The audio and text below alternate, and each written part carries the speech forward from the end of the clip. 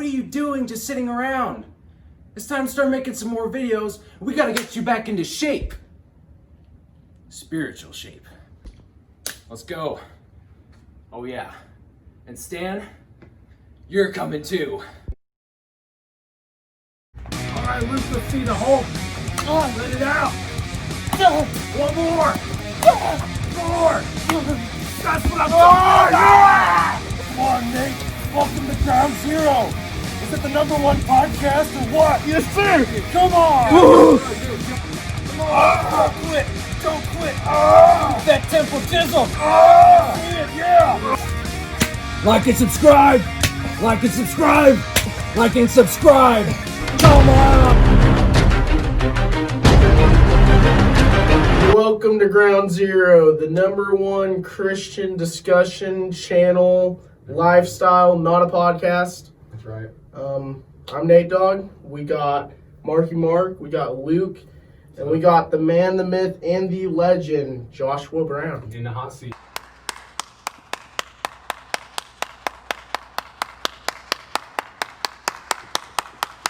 I'm glad to be here. Are you guys really the #1? Because that sounds like really Yes, nice numero numbers. uno. Did Yeah, you not, like you not this. checked the billboards lately? I haven't looked. The top 100, like, All right, lots Bro, of ask pressure the fans, now. not I'm us. sweating now. I'm That's sweating. what people at church tell us. Yeah.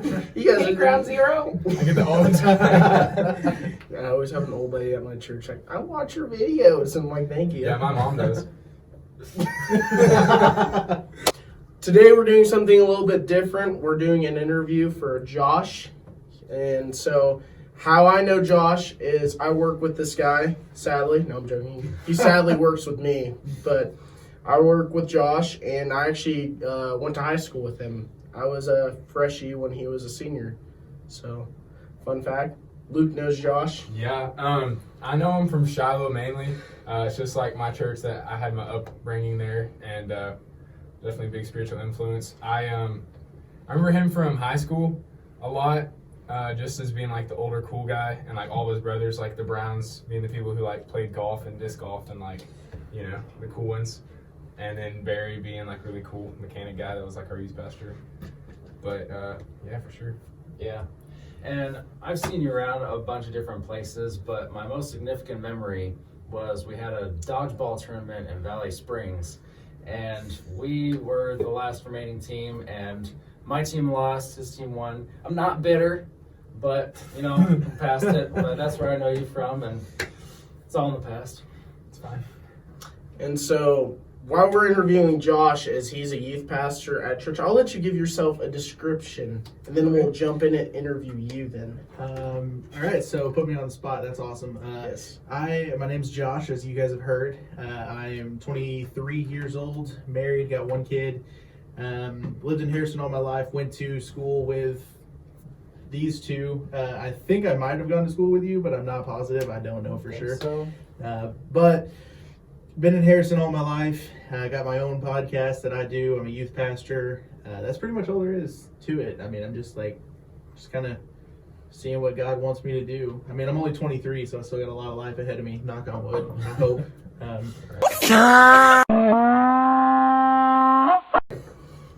So, first question of the day. Have you always wanted to be a youth pastor? Was this your dream job?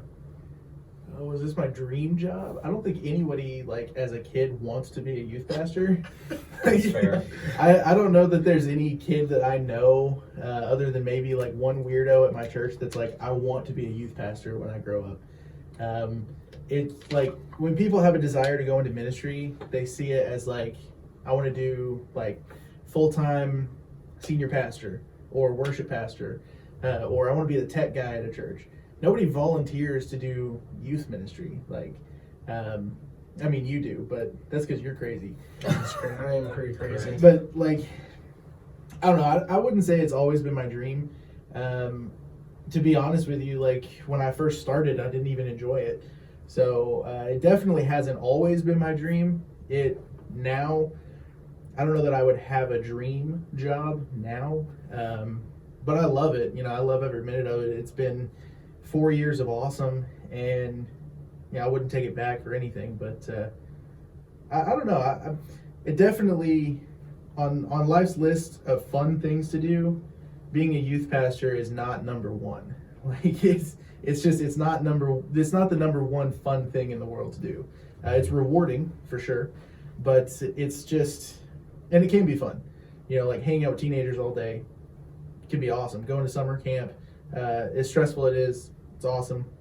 But being a youth pastor is it's more stressful. For me anyway, it's more stress than it is fun, but the fun outweighs the stress. Does that make sense? Yeah. Like I spend more time being stressed than I do having fun, but the times that I have fun, I'm like, yeah, it was all worth it. Definitely. You know. Mhm. So, well, one other thing to elaborate on that. So, is it kind of like with that too? Is like the stress? Does it kind of almost like feel like you're like on a microscope, kind of sometimes? Sometimes, yeah, but I feel like any ministry position is going to be kind of under a microscope, especially if your church is formed the proper way with the proper like system in place. No one person in the church has more power than anybody else, and so I think everyone in ministry in a leadership role at a church is always going to be under a microscope in a sense. That's my belief anyway. Mm-hmm. But I definitely do, you know, as a young youth pastor, you know, like I said, I'm 23 years old. I've been doing this for 4 years and I'm only 23. So I started when I was a teenager. It's definitely opened my eyes to like the pressure put on ministers by other people. And the pressure that I used to put on ministers, just because, you know, like before I was a youth pastor, me and my wife, we could go do whatever we wanted, right? And now it's like, okay, we have to think about, well, what if we run into one of the deacons at our church, you know? Yeah. And it's not like we're out doing anything illegal or wrong, like we shouldn't be doing. Party Hey, on let's the go rob a bank. Yeah, like we're not out committing crimes, right? But we have to think about those things, and we have to think of like, okay, what I'm doing right now, how is that going to affect the people around me? Does that make sense? And I feel like every Christian should feel that way, but it's put more under a microscope when you're in a ministry position.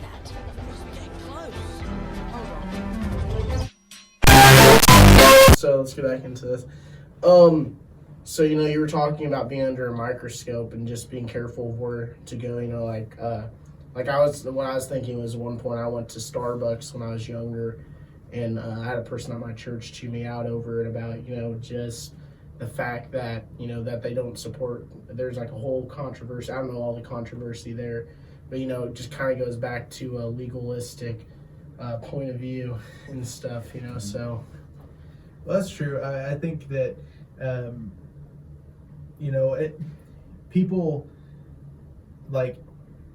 tend to put Christians on a pedestal, right? And so, like I said earlier, when you put somebody, like when you elevate somebody to a higher position, it's easier to knock them off one way or the other with like the littlest things. And so it's way easier to pull people down than it is to pull people up. And so I try to tell my teenagers all the time, like, don't elevate me, don't put me higher than you, like, don't see me as this, like I'm not the goal, right? I am not what you should want to be, because I still mess up, I still make mistakes, I do it every day, like, nobody is perfect. And so you shouldn't take ministers, you shouldn't take any Christians for that matter and put them at an elevated level, because it's just going, it's going to do one of two things. It's either going to destroy them eventually in the future because people are going to knock them off, or it's going to destroy them in the future because they're going to think that they're elevated. Those are the only two options. And so it's just really important, one, as a minister, but also as a believer, to not put people on a pedestal. Almost to make it, I mean, I think it almost puts it to where you're having your faith in them more than God, you know, sometimes. Yeah, for sure. So, anyways, we'll move on to the next question. So, you've told me this at work, but I want the viewers to know, how'd you get into being a youth pastor? So, as Luke mentioned earlier, my dad was a youth pastor for a long time. I don't know if he was ever your youth pastor, because you're 3 or 4 years younger than me. But he was my youth pastor. He was both of your brothers' youth pastor. And so my dad just kind of like, I just grew up in church. Like it was just kind of the thing, you know, if the doors were open, we were there. I can remember my mom telling me, if you're not puking or bleeding, we're going to church.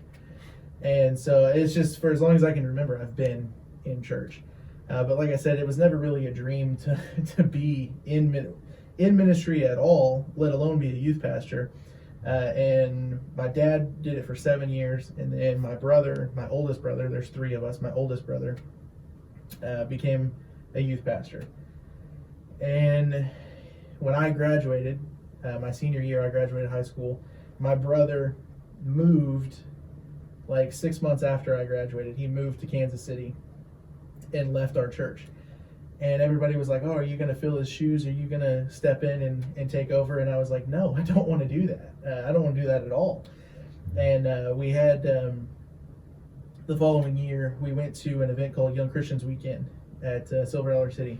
Mm-hmm. And there was a team of us leaders that took these kids. There's like 15 kids, and there's a team of us that there's like, I think 6 or 7 leaders, because we were in the process of finding a youth pastor at the time.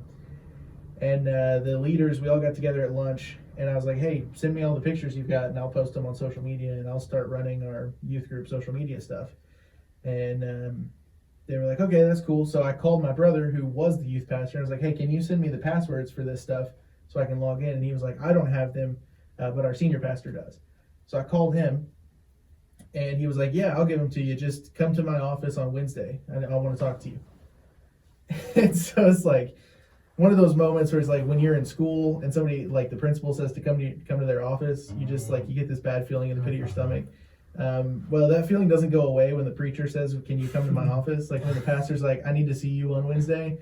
I was nervous about it all week, and I show up Wednesday and I go into his office and I sit down, and I'm thinking, you know, I'm probably going to get in trouble for something that I said or something that I posted or something. And he was like, hey, do you want to be our youth pastor? And I was like, what? But I gave him the churchy answers. You know, I was like, yeah, I'll pray about it. I'll talk to my wife. I'll, you know, seek the Lord's will. And, you know, if it's the Lord's will, then I'll do it. And I had no intentions of praying about it. I had no intentions of seeking the Lord's will. I was just going to go home and not tell my wife about it and just avoid it. Like, that was my plan, was just to avoid it until it went away. And the next morning, I cannot make this up. The next morning, my wife had packed me a lunch for work, and she stuck a book in my lunchbox. And she never does this. She stuck a book in my lunchbox, and it was a devotional about Lord of the Rings. And I'm a massive Lord of the Rings fan. And the first chapter of it was getting out of your comfort zone. And it was about the Hobbit. It was about when Gandalf comes to Bilbo and is like, hey, you should go on this adventure. And he's like, no. And then they have a party, and then he's like, okay, I'm going to go on the adventure. It was basically saying, like, if Gandalf showed up to your house and asked you to leave, would you go with him? Okay, well, if Jesus showed up to your house and asked you to leave, would you go with him? And it was just really convicting. And so I read that on my lunch, and I was like, crap, now I got to pray about it, because I said that I would. And so I prayed about it. And the next Wednesday, I took my resume. And then when they did the voting, it was unanimous. They voted me in. And I didn't even want to do it. like the first couple weeks I was there, I could probably, like, my sermons, the first couple weeks I was there were probably like 10 minutes. And it probably flew over everybody's head. Probably didn't make any sense at all. But I knew that that's where God wanted me, because I had such a good relationship with all those students. And so how I came into being a youth pastor was really just, it was God's plan for me to be a youth pastor. And I had nothing to do with it. I had everything to do with wanting to not do it. But God said, this is what I have for you. And so that's been the last 4 years of my life. Wow. That's awesome. I mean, sorry, I say that's awesome as in, like, as you were talking, it just reminded me of, like, Jonah in the whale. And just, like how God's going to get his way no matter what. Mm-hmm. Like, I'm a big Lord of the Rings fan too, and I'll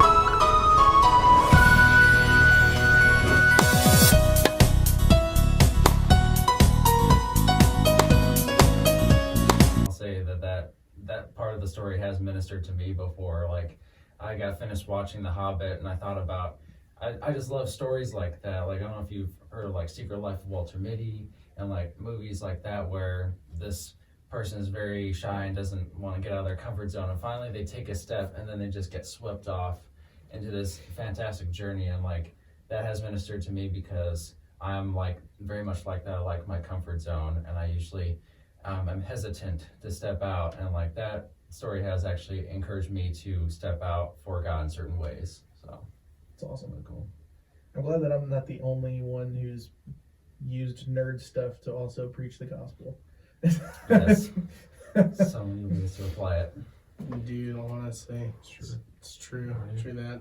What? I said Narnia.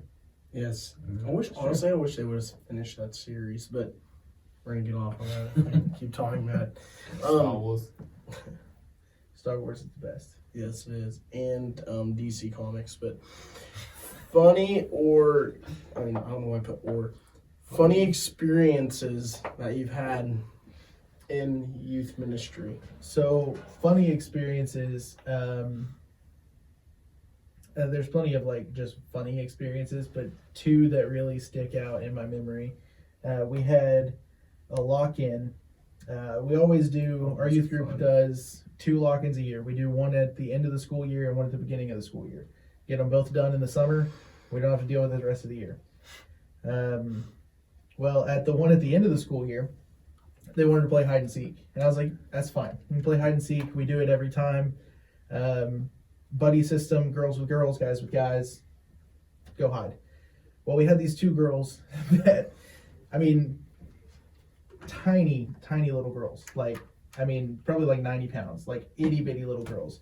And they go up into the attic, and they find this little crawl space in the attic. Oh my goodness. And they were like, "Oh, we can go hide in here and nobody will find us because it's like a hidden door. Nobody's going to think to come check this hidden door." And they step in, and there's like inside this closet, like I've been in this closet before because when I was a teenager at lock-ins, I would hide in this closet. In this closet, there's like sheetrock on the floor and then one wooden beam that leads to the old like ceiling of the old goodness. building. And these girls, like, I mean, I'm a big dude, and I've been in here and done it before, but these girls didn't know to step on the wood. Oh my And they goodness. stepped into this closet, and the first one, she stepped into this closet, and her foot went right through the sheetrock, through the ceiling, like down to her knee, hanging through the ceiling. And her sister pulls her out, and they run back downstairs, and they tell me all about it. And I call my dad, because my dad's seasoned youth pastor, and I call my dad and I'm like, "Hey, there's a hole in the ceiling." And he was like, "I'm sorry, what?" And so I explained to him what happened, and he comes in and he helps, and he's like, "Okay, so we can't just like fix the sheetrock in the ceiling." And I don't know if anybody's ever been in our church, but it's like there's one hallway, and they fell through the ceiling in that hallway. Like from the sanctuary to everywhere else in the church is one hallway. So they fell through that part? Yeah, right in the center, like everyone's gonna see it. And I'm like, Yes. I'm gonna lose my job for this. Like, this is the end of my life in ministry. And my dad comes up with this great idea, and he's like, "Okay, so here's what we're gonna do. The super strong waterproof tape. We're gonna take a return air vent, one of those big return air vents, and we're gonna take a piece of cardboard, and we're gonna spray paint it black, and tape it to the return air vent, and then screw the vent to the ceiling." So we just hid the hole. And of course, we told the senior pastor, and we told the elders or whatever. We told the people we were supposed to tell. And 3 months go by, 2 months go by, we have our next lock-in. And I'm like, "Okay, you guys can play hide and seek, same rules, buddy system, guys with guys, girls with girls. Do not go in the crawl space." The only rule I added was do not go in the crawl space. Well, one of the kids in our group was like, "Hey man, I know this perfect spot where no one's gonna find us." Turns out he said that because he knew the rule that no one was supposed to be in the crawl space. So he was like, "No one's gonna find us, so we'll go in the crawl space." And they step in, and one kid legitimately falls like completely through the ceiling. Oh my like gosh. bigger hole. Like, we had to put yeah. We had to put a bigger vent. We had to put a second. No, legit. We put a second return vent Oh my next God. to that no. one. And what's cardboard out. hilarious about it is I still have my job, which is crazy. But like no one in the church knew about it for like until we replaced the ceiling in that area because there was some water damage anyway. We replaced the whole ceiling, and nobody in the church knew about it except for like me, the kids, my dad, and the elders. Like that was it. It was, that's the craziest story that Honestly, I have. honestly, that's kind of funny. I see somebody like, why do we have all these air vents I in the know. church? What's funny though is like popping up every 3 months. what's funny is like when you walk through that hallway, there's a vent here, and then there's a return air vent right next to it, and then right next to it is a second return air vent, and then another vent. So there's like 4 vents within like 6 feet of ceiling. Makes sense. And then you guys added 2 more. Yeah, it was bad. It was bad. It was a bad deal. I was kind of in a panic when it happened the first time. I was like really panicking, but then when Dad fixed it, I was like, oh yeah, we're fine. And then when it happened the second time, I was like, I have just lost my job. Like I'm not a youth pastor anymore. But thankfully, by the grace of God, I am still a youth pastor. So youth pastors, ministers, you can have people fall through the ceiling and keep your job. It is a real thing. And that actually happened to my dad when he was a youth minister, but it was my brother that fell through the ceiling, and he fell and like cracked his hip on the hardwood floor. Oh snap! Yeah. And my dad wouldn't take him to the hospital either, so he just like stuck popsicles down his pants and like made him wear popsicles in his waistband. It was hilarious. It was one of the funniest moments of my life. They made him wear popsicles instead of taking him to the hospital. Yeah, we didn't have any ice packs, and Dad was the only adult there, so we couldn't leave. So Dad was like, "Here, stick these popsicles He in broke your his waistband." hip though. He didn't break it. He like, but That's what It's a little fracture. He gets home and his like whole hip's just sticky right there. He's like, dang it. good times, man. Good times. So do you have any awkward moments? Any awkward moments? There are plenty of awkward yeah. moments in youth ministry, Yes, sir. specifically. And I feel like we need to attack it even more in today's society is when you have to talk about like sex with teenagers or anything to do with the culture that we're living in.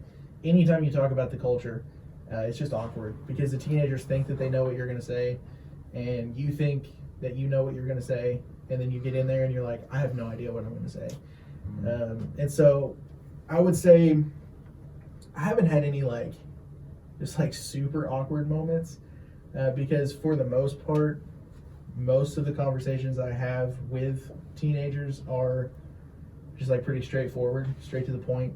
Don't really beat around the bush a lot. And it's like, you know, if you're coming to talk to me during my office time, then we have an agenda. Like, this is what we're going to talk about.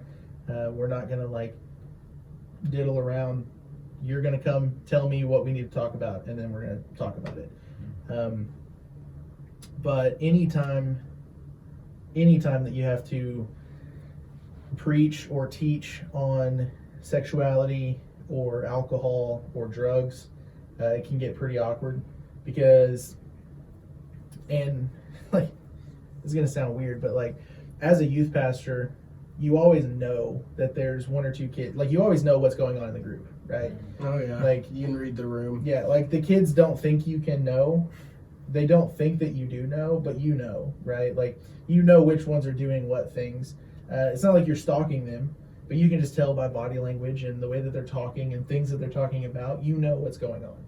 And so you kind of know the topics you need to attack. And so I think for me, one thing that like, I was given a sermon one time, I don't remember exactly what it was about, but at one point in the message, I started talking about integrity and like doing what you say you're going to do. And I just locked eyes with this kid in the middle of the room and just like stared like right into his soul and was preaching integrity at him. And then afterwards, his girlfriend was like, "Did you get that?" And I was like, I did not mean for that to like come off like that. But it's just like things like that you can't help it. Especially when you're preaching, like if you just feel that inside of you to say something about it, you're like, I'm just gonna say it, you know. Like, but I would definitely say the most awkward thing in ministry is talking about the important things, like the things that people need to talk about. The hard stuff. Yeah, The ones that you're gonna probably step on some people's toes and stomp on them, basically. You know. Well, yeah, like Heath was talking about this morning. If you want to use like God's dynamite or God's TNT, it's the gospel, because it's gonna hurt every single person. Like either aisle you're on, it's gonna I love hurt your feelings and everything. One thing for me, like with working with youth ministry for, I would say about, I think a year and a half now, maybe 2, I can't remember.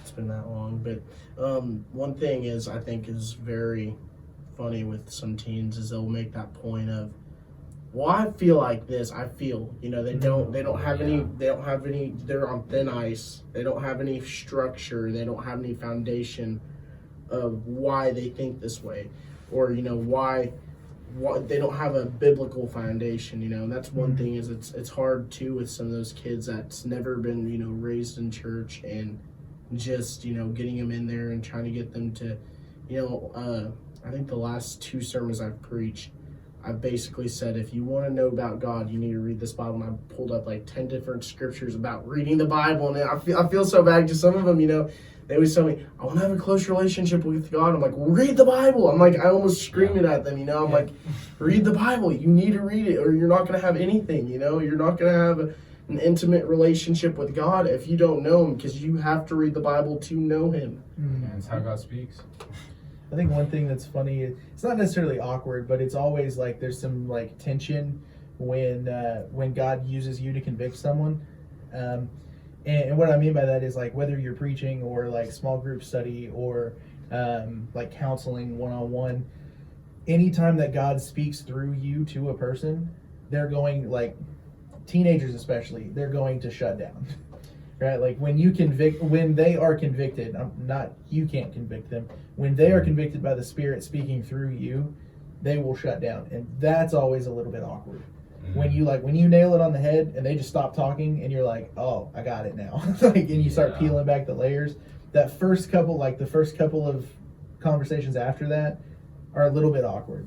But honestly, like one thing, like you said, I'm going to give teenagers, like anyone listening to this, if you want to impress your pastor, here's a life hack. Don't ever go into a community group or a counseling session or a group discussion and say, I feel. Go into those conversations and say, the Bible says. Zach, stop. You're going to get in trouble. Zach. That's what you need to be doing. You need to be studying the Scripture and using the Scripture instead of using your feelings. Well, you've told me about a couple of pranks you've done. Have they pranked you pretty bad? That's my question. Have you got any teens that pranked you, or give us even a story that you pranked them? That one you told me at work was really. Yeah, which one was it at work? Was it the glitter bomb at work? Yes. Yeah, okay, so yes. the glitter bomb actually happened to me, and that's how I knew to do it. But the glitter bomb was it originated with, well, it probably originated a long time ago with somebody else, but it originated in my life. At my wedding, my groomsmen took all of the glitter that was in the church building and shoved them down the vents of my truck. And we got married in June, so it was hot. And so we hop in the truck, and they've turned the air conditioning off too. Like, I had my best man pull my truck around, which was a mistake. If you ever, like, when you get married, don't let your best man drive your car on that day. It's a mistake. But I had my best man pull my truck around the building, and he had turned the air conditioning off. So when we got in the truck, we were like, man, it's hot. And I cranked it up to 4 and glitter bomb everywhere.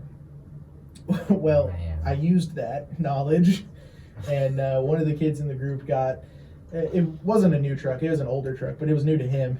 And I did the same thing to him. And we've like put things in people's tailpipes and stuff, like playing capture the flag. We've like stuffed things in people's tailpipes and that kind of stuff. Never any like over the top elaborate pranks. I think the glitter bomb is probably like that's the most mean one that I've done, just because there's glitter. How long it takes to get that out? Yeah, so the truck that I had when we got married is not the truck that I have now, thank God, because there's probably still glitter in it. I sold it like a year and a half later, and then I was still finding glitter like in the console, and it was. Does he know that you did that to him though? Yeah. Did he find out in the week, or did he find out in like? No, so he found out like immediately when it happened, because I wanted to see his reaction, and so I was like, there when he did it. So it wasn't one of those that like I'm like being secretive about it. It was like he knows about it. But that, I'm not a huge prank guy, but glitter bombs are fun. It sounds pretty fun. So, what's the hardest thing about ministry in just general and for you, like as a youth pastor and everything? The hardest thing in general for me is motivation versus distraction. And I would say, and I say that carefully because, like, you know, I have my own YouTube channel, I do my own things, and I play video games and I stream video games and that kind of thing. But I'm always trying to use that as an outlet for ministry. But sometimes it can become a distraction. And it can be like, okay, I'm doing this to see what I can get through this rather than what I can give people through this. And that can sometimes get in the way of the physical ministry that I have when I'm working on this, you know, external ministry that I'm not getting paid for. I start to focus so much on this that I'm lacking in the ministry I am getting paid for. Does that make sense? Mm-hmm. And so I think distraction and motivation for me are two of the biggest struggles. But really, one of the, like, if putting it on paper, the hardest thing that you can, like, tell is writing sermons. Like, writing sermons is pretty difficult for me. It is. I feel like I'm a decent speaker. Like, I feel like I can articulate my words pretty well, and I can interpret passages, and but writing a sermon that I feel can convict someone, that's difficult to me, because I always try to put it in, like, I'm writing this. This is me speaking, and it's not like I'm never, well, I won't say never. Sometimes I feel like I'm not allowing God any space in my sermon. Does that make sense? Mm-hmm. And so for me, it's just a matter of, like, when I'm taking that time to prepare a message or do a devotional or do a YouTube video or anything like that, just taking the time to say, okay, planning is important, but plans are insignificant, right? Like it's important to plan what you're going to say, but in the moment, it's more important what God wants to say than what you want to say. And so that's been difficult for me, is just to get out of my own way, essentially. Oh yeah. Well, last and final question. Can you name off one pro and one con? One pro and one con. Well, there's At ministry. And just one pro and one con. just one pro and one con. How in big do you general, think, like, of gaming or of, you know? in general. One pro and one con of ministry. I feel like I need to take a second to explain why I'm wearing socks and chacos, but I'll do that later. I just feel awkward wearing socks and No, chacos. I didn't even think about it until you just said that now. And also why one of my socks is inside out, but we can get into that later too. One pro and one con of ministry. I'd say one of the pros is definitely, one pro of being a youth minister specifically. Senior pastors probably feel different, but a pro of being a youth minister is that, like, you can kind of be a kid. Like, you can kind of goof off. Yes. You kind of get paid to goof off. Like, a lot of times, you know, my job is to minister to teenagers and to make disciples that make disciples that make disciples for generations. But at the end of the day, like, my job description is to create a fun, loving environment in which the gospel can be shared. And the way I do that is by being goofy and having fun and playing games. And so I get paid to play games. Huh? I'm not playing these games! You know, so one pro of being a youth minister is that it's a lot of fun. There are, like I said earlier, there are times of, you know, where you're stressing out, but the fun always outweighs the stress. And then a con, I would say, this probably shouldn't be a con, but it is for me because I'm selfish, is that it's very time consuming. Like, I don't say that lightly. Everybody struggles with something. My biggest struggle is that I'm very selfish, and I like to use my time for what I want to do. And being in ministry, you don't really have that luxury. It's like, you know, you're always on the clock, 24/7. You got to answer your phone. You got to answer text messages. You got to answer emails. You're working on sermons for next week. You're planning lessons for months in advance. You're coming up with games. You're planning events. And so it's very time consuming. Is a con for me. Like, you know, for Luke, it may not be a con, Luke may have nothing going on in his life, and the fact that Yeah, I'm boring. So I have. the fact that ministry is time consuming could be a pro for Luke, you know, and it could be a pro for you. It could be a pro for Mark. Like it could be a pro for people, but for me, it's a con just because I struggle with that selfish desire to do like what I want to do.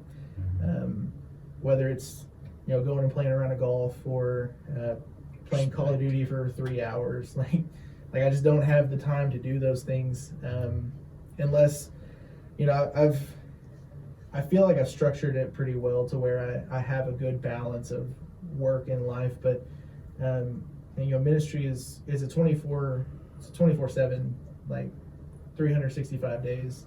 You're always on call. You're always on the clock.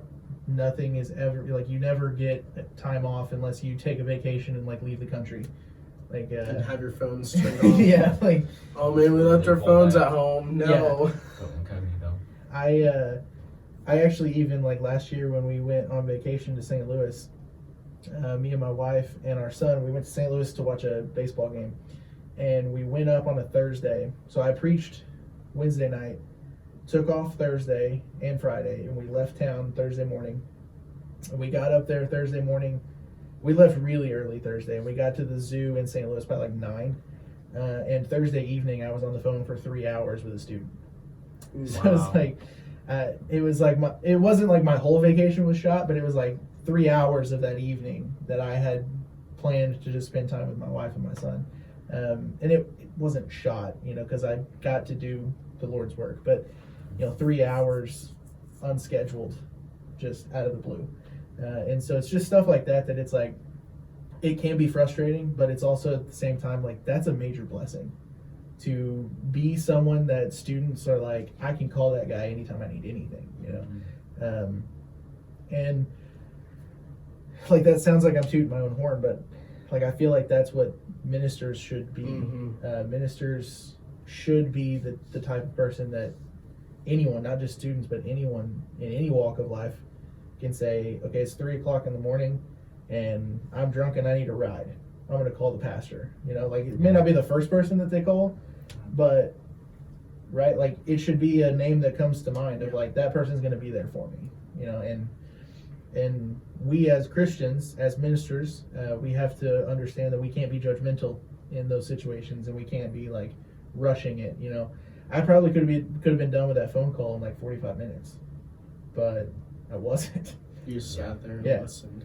So it's just, you know, Being it's very, consistent. very time consuming. And that's definitely something that I don't think a lot of people get. Is, I mean, I'm a pastor's kid, and I heard several times people would tell my dad or tell other ministers like, oh, but I mean, you don't work a whole lot. You preach on Sunday or Wednesday, you come up with your sermons, and you have the rest of the week. I'm like, no, it's exactly what you were saying. Like, it's very demanding in so many different ways, because you're basically just on call for a whole congregation the whole week through. Yeah. And one thing that's like a lot of people don't understand is like, and even me to some extent, because I'm just a youth pastor, but like senior pastors that work full time, they've got associational meetings, they've got leaders meetings, they've got deacons meetings, they've got hospital visits and nursing homes and house visits and all these things. Like, for me as a youth pastor, really the only thing I'm busy doing throughout the week, like during the day throughout the week, is I go to lunch with my kids at the school. You know, like, I don't have all these meetings that a senior pastor does. I have 1 or 2 a week, but I don't have a whole slate full of stuff on Monday morning that I'm like, I have to get this done by the end of the week. So, I mean, I can't even imagine being a senior pastor and being like trying to balance work and life. Like, it'd be incredibly stressful. Yeah, Mm-hmm. for sure. Oh yeah. Well, let's shout out your channel, JRB Studios. You need to get me one of those shirts. I want to wear it on the podcast. Yeah, for real. Yeah, I know. We need to make some too. We need to make I a get it, crown man. We can zero. get in touch. Well, You have an, and we all have an aunt. Yeah, I have an aunt that can make shirts. well, I mean, it's not about our channel now. It's about his JRB now studio. Yeah. Come on, man. Come on, dude. What are you doing? Now I'll hook you up. I'll hook you up with some swag. I'll hook you up with some swag. Honestly though, like I don't even have any I have one shirt, and my wife has a shirt, and that's pretty much it. And we did a giveaway when we got to like 300 followers on Facebook. We did a giveaway and we sent a shirt to a girl in Texas. So there's literally 3 people in the entire world that have a JRB Studio shirt. So. Bro. Oh man. Well, let's make 6. We need to have 6 now. Well, what's exciting about your channel? Before we get off and before we end, what's exciting about JRB? What makes us want to be a subscriber of JRB? JRB. JRB So, Studios. the one thing I hang my hat on with my content is that it's completely wholesome. Like it's always me. It's never like filtered at all. But I don't have like a niche, as you would say. Like I don't. I do golf stuff. I do video game stuff. I do vlogs. I do a podcast. But I don't have like a specific subject that I'm keying in on anything. You know, it's just kind of like, here's a channel with a bunch of random content, but the underlying theme of everything is to promote Christ, right? Like that's the goal behind everything. But none of it is like I'm a gamer or I'm a golfer. Like On my channel, guys. yeah, like I don't do that. I do a little bit of everything, but it's good. always real. It's always relatively unfiltered. Sometimes, you know, I might make cuts and stuff, but like for the most part, most of my stuff is just going to be like, here's how it is. I like it. Just day in the life of JRB. Pretty much. So it's like a vlog, but better. Sort Because of, it's yeah. like, yeah. Yeah. It's, well, I wouldn't say better, but, you know, it's like a vlog. Thank you guys so much for watching, and thank you Josh for being here and for talking to us about everything. Yeah, appreciate it. And love you guys so much. Catch you on the flippity flop. Like and subscribe. Josh, okay, it's fine. Oh. Oh, look. It's a mark in his natural habitat. What?